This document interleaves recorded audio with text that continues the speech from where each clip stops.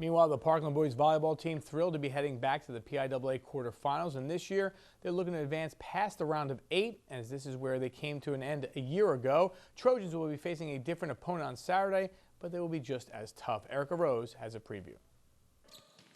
For the second time in as many years, the Parkland boys volleyball team is preparing to play in the PIAA AAA quarterfinals. The Trojans were tested right out of the gate, being forced to 5 sets in the opening round on Wednesday night, but that only made them stronger. I'm really happy the way they played, and I just know that we're capable of having our backs against the wall and pushing ourselves. It's definitely good to have games like those, because we know that we're going to be playing really good teams throughout the rest of the state tournament, and it's just going to keep getting harder and harder.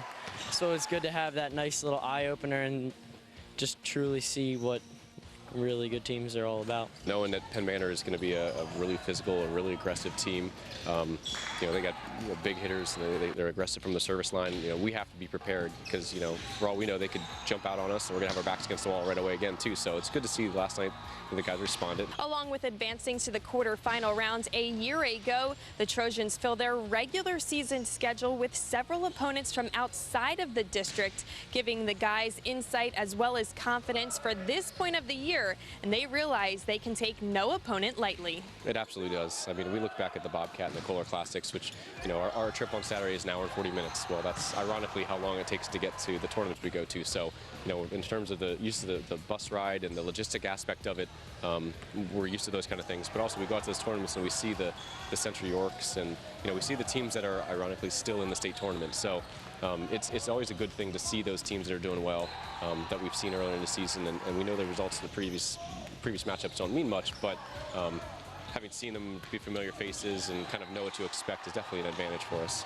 Tournament play from now, it's completely different. The stakes are a lot higher with the state championship in sight, and every game is going to be our toughest game of the year, and we can't take any point or any playoff or take any team lightly from here on out. The Trojans will be facing Penn Manor, the 2 seed from District 3, who enters with a record of 17-4. The Comets overcame some adversity earlier in the season, but are back to full strength and will be bringing a very physical lineup. They have 2 matchups every year with the state perennial powerhouse in Hempfield.